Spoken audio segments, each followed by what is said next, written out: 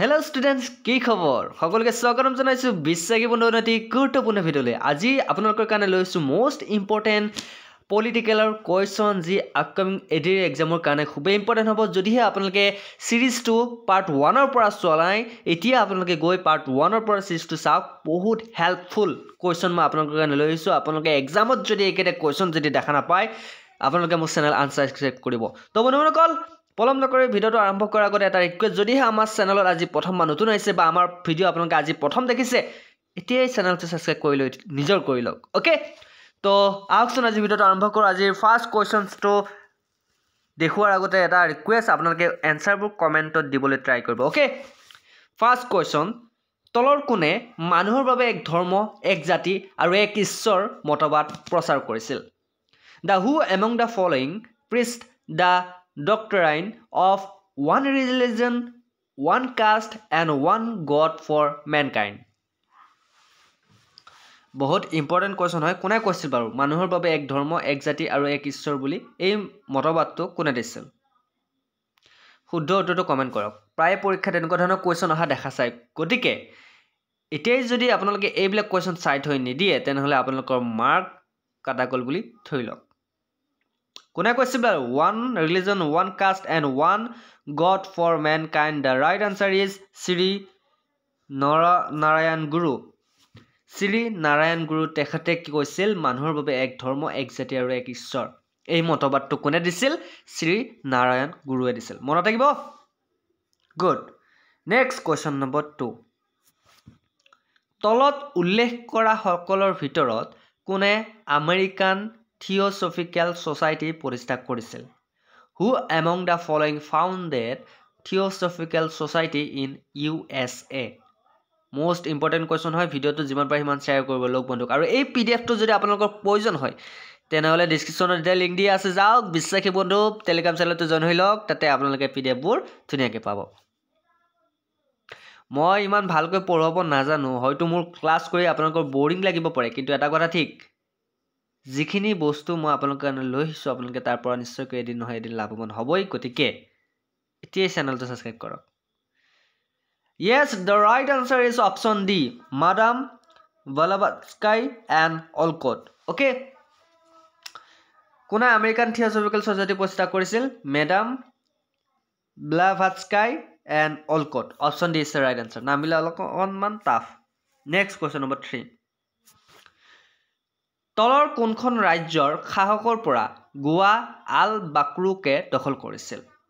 Goa was captured by Al Bakruk from ruler of which among the following state?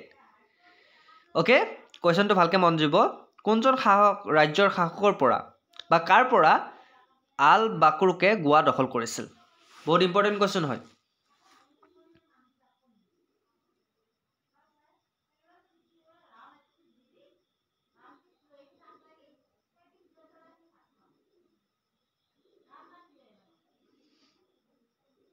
The right answer is Bijapur. Okay, কোনখন ৰাজ্যৰ শাসকৰ পৰা? বিজাপুৰ নামৰ ৰাজ্যৰ শাসকৰ পৰা আল বাকৰুকে গোৱা দখল কৰিছিল। বহুত ইম্পৰ্টেণ্ট কুৱেশ্যন, মনত থাকিব।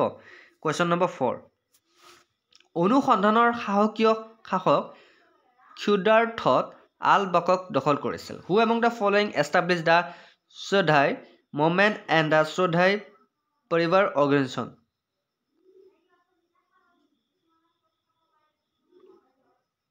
কোনে এষ্টাব্লিছ কৰিছিল স্বদেই মুভমেণ্ট এণ্ড স্বদেই পৰিবাৰ অৰ্গেনাইজেশ্যন? শুদ্ধ উত্তৰটো হৈছে option D is the right answer, Pandurang Shastri Athavale. Okay, Pandurang Shastri আথবেলে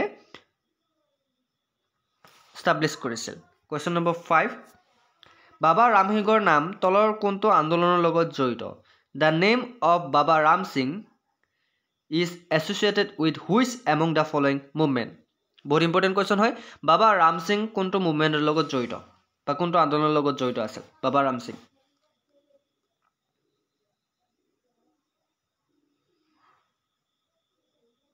Yes, বাবা ৰাম সিং কুকা মুভমেণ্টৰ লগত জড়িত, কুকা আন্দোলনৰ লগত জড়িত। গতিকে option B is the right answer. Question number 6, 1920 চনত সৰ্বভাৰতীয় ট্ৰেড ইউনিয়ন কংগ্ৰেছৰ প্ৰথম অধিৱেশনৰ সভাপতিত্ব কোনে কৰিছিল? Who presided over the first session of the All India Trade Union Congress in 1920?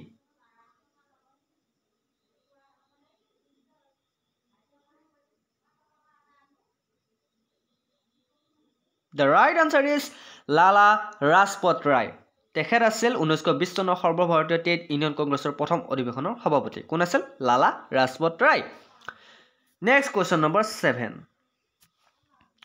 1956 চনত ভাৰতীয় ৰাজ্যসমূহৰ পুনৰ গঠনৰ সময়ত হায়দৰাবাদ ৰাজ্যখন In 1956, during the reorganization of the Indian state, the state of Hyderabad was split up between Hyderabad যিখন সেইখন ৰাজ্যখন কৰ পৰা পুনৰ গঠন কৰা হৈছিল?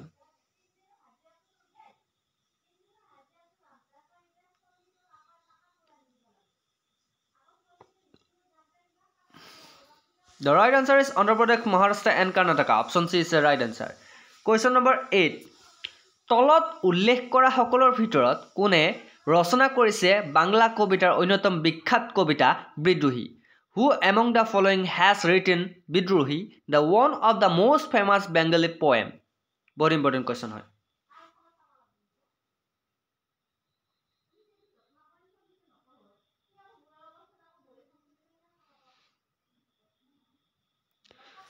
The right answer is Kazi Nazrul Islam. তেখেতে বিদ্ৰোহী নামৰ কবিতাটো ৰচনা কৰিছিল। Question number 9. James Augustus Hicky বুলি কি বুলি জনাজাত? James Augustus Hicky is also known as. কোৱেশ্যনটো ভালকে মন দিব। জেম আগাষ্টাছ হিকি তেখেত কি হিচাপে জনাজাত আছিল বা কি বুলি জনাজাত?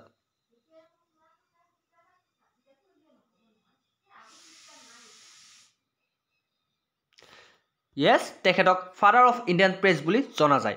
গতিকে জেম আগাষ্টাছ হিকিক কি বুলি জনা যায়? Father of Indian press. কুৱেশ্যনটো আহিব পাৰে। ফাদাৰ অফ ইণ্ডিয়ান প্ৰেছ বুলি কাক জনা যায়? James Augustus Hicky. নামটো মনত ৰাখিব। Question number 10। এইটো কুৱেশ্যন অকণমান টাফ, ভালকে মন দিব। কংগ্ৰেছৰ দৰে যিটো সন্থাই জনসাধাৰণৰ গণক নহয়, একক আৰু অতি সীমিত শ্ৰেণীক প্ৰতিনিধিত্ব কৰে, সেইটোক ৰাষ্ট্ৰীয় বুলি ক'ব নোৱাৰিলে। ভাৰতীয় জাতীয় কংগ্ৰেছৰ প্ৰসংগত ওপৰৰ বক্তব্যটো তলত উল্লেখ কৰা ব্যক্তিসকলৰ ভিতৰত কোনজন ব্যক্তিয়ে দিছিল? ভালকে মন দিব ষ্টেটমেণ্টটো।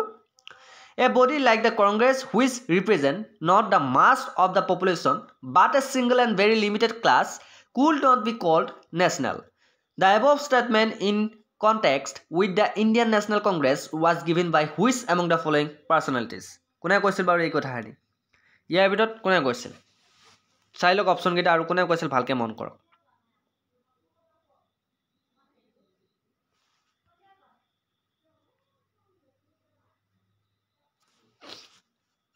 এই উক্তিটো কোনে কৈছিল? এই উক্তিটো কৈছিল অৰবিন্দ ঘোষে। কোনে কৈছিল? Aurobindo Ghosh. Option B is right answer. তেখেতে এই উক্তিটো কৈছিল বা এই বাক্যশাৰী কৈছিল। কুৱেশ্যন নম্বৰ 11 কি আছে চাই ল'ব। তলত উল্লেখ কৰা সকলৰ ভিতৰত কোন ভাৰতৰ এখন চহৰৰ প্ৰথম নাগৰিক? Who among the following is the first citizens of a city in India?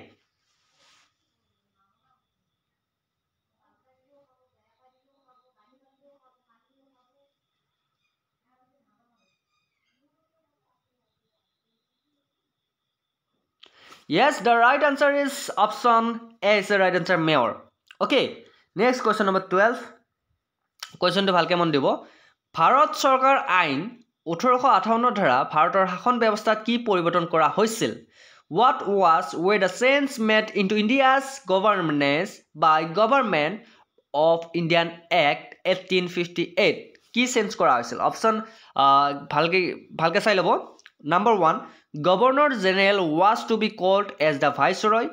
Number 2, Office of Secretary of State for India was created. Number 3, a highly centralized administrative structure was created. Number 4, a federal court was established. মই অসমীয়াত কৈছোঁ, governor জেনেৰেলক viceroy বুলি মাতিব লাগিছিল। Number 2, ভাৰতৰ বাবে ৰাজ্যিক সচিবৰ কাৰ্যালয় গঠন কৰা হৈছিল। Number 3, অতি কেন্দ্ৰীভূত প্ৰশাসনিক গাঁথনিৰ সৃষ্টি কৰা হৈছিল। Number 4, ফেডাৰেল আদালতত স্থাপন কৰা হৈছিল। ইয়াৰ ভিতৰত কোনটো উক্তি সত্য? Option A B C D কোনটো সত্য কোনটো ৰাইট আনসাৰ কওকচোন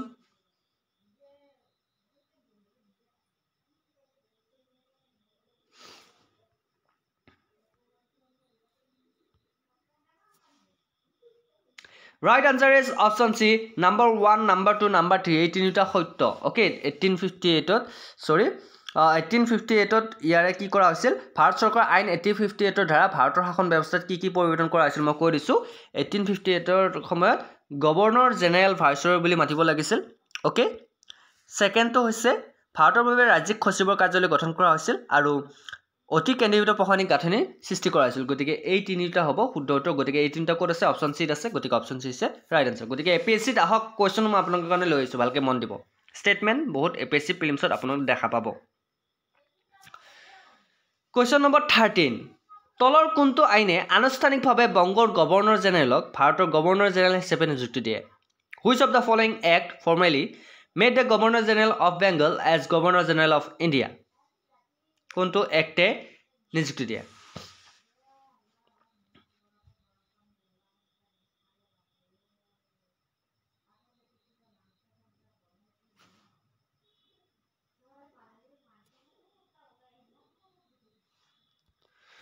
The right answer is Charter Act 1813 okay Charter Act 1813 এই আইনে আনুষ্ঠানিকভাৱে বংগৰ গভৰ্ণৰ জেনেৰেলক ভাৰতৰ গভৰ্ণৰ জেনেৰেল হিচাপে নিযুক্তি দিয়ে গতিকে একটো মনত ৰাখিব 1813 1813 ওকে নেক্সট কোৱেশ্চন নম্বৰ 14 তলৰ কোনটো ভূমি ৰাজহ ব্যৱস্থা কৃষক মালিকে চিহ্নিত কৰিছিল Which of the following land revenue system was marked by present proprietors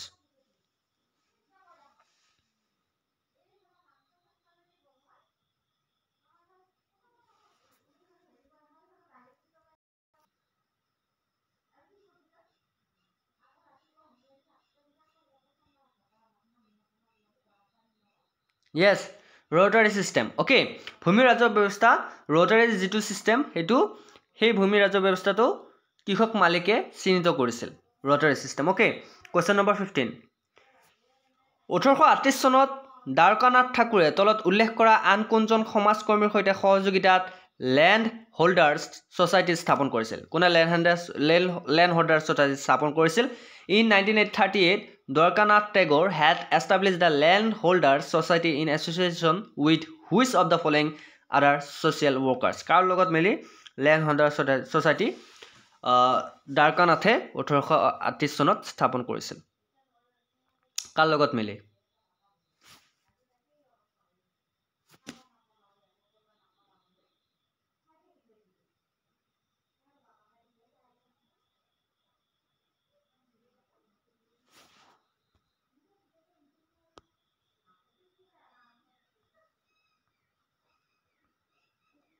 The right answer is Prasanta Kumar Tagore. Okay, 1838 চনত দ্বাৰকানাথ ঠাকুৰে প্ৰশান্ত কুমাৰ টেগৰ লগত মিলি কেনে ল্যান্ড হোল্ডাৰ্স সোসাইটি স্থাপন কৰিছিল কিমান চনত 1838 চনত হয়নে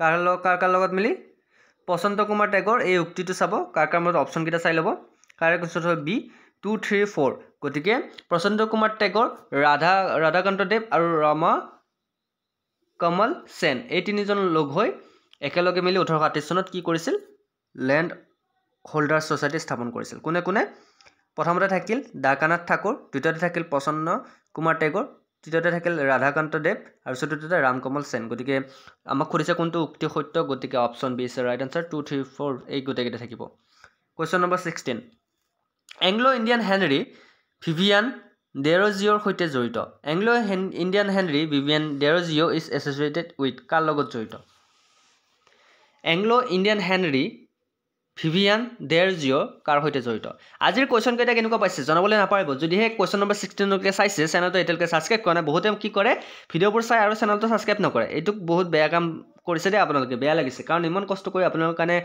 ভিডিঅ' বনাই আছো আপোনালোকৰ কাৰণে ভিডিঅ' বুলি নহয় যিবোৰ দৰকাৰী প্ৰশ্ন সকলোবোৰ লৈ আহি আছো তথাপি আপোনালোকে চেনেলটো সাবস্ক্ৰাইব নকৰে আমাৰ চেনেলটো সোনকালে 1 লাখ সাবস্ক্ৰাইবাৰ হ'ব লাগে এতিয়ালৈকে হোৱা নাই বেয়া লাগে দেই কৈ দিয়ক যদিহে বিশ্বাসী বনাও আপোনালোকৰ বন্ধু বুলি ভাবে Question number 16 ৰ right answer কি হ'ব কওকচোন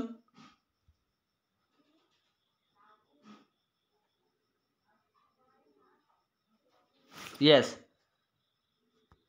Right answer is option C Young Bengal Movement Okay Anglo-Indian Henry Vivian there was your কিয়ৰ হৈতে জড়িত Young Bengal Movement লগত জড়িত Question number 17 মাত্ৰ এটা ৰক এডিক্ট আছে য'ত অশোকৰ আদায়ৰ কথা কৈছে তলৰ কোনটো সেয়া দেখ There is only one rock edict in which Ashoka talks about taxation which among the following is the addicted গতিকে এই কোৱেশ্চনটো এনসাৰটো কোনটো হ'ব আপোনালোকে মোক কমেন্ট কৰি জনাওক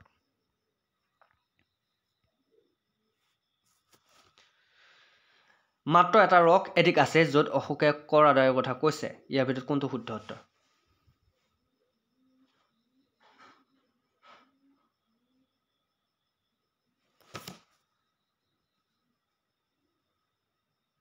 Yes, option C is the right answer. Ram Indar pillar inscription. Option C is the right answer. Question number 18. তলৰ সকলৰ ভিতৰত কোন আছিল যুৱ ভাৰত আৰু হৰিজনৰ সম্পাদক? Who among the following was the editor of Young India and Harijan? কোন আছিল বাৰু? যুৱ ভাৰত আৰু হৰিজনৰ সম্পাদক?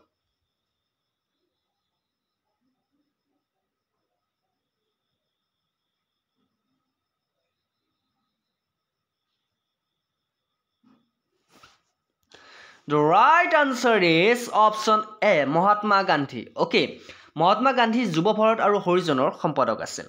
Question number 19. অকণমান মন দিব।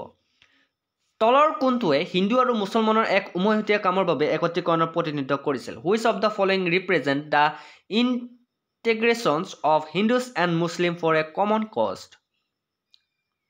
কোৱেশ্চনটো আকৌবাৰ কৈছো তলৰ কোনটোৱে বা কোনে হিন্দু আৰু মুছলমান এক উমৈহতীয়া কামৰ বাবে একত্ৰীকৰণ প্ৰতিনিধিত্ব কৰিছিল ইয়াৰ ভিতৰত কোনটো মুভমেন্টে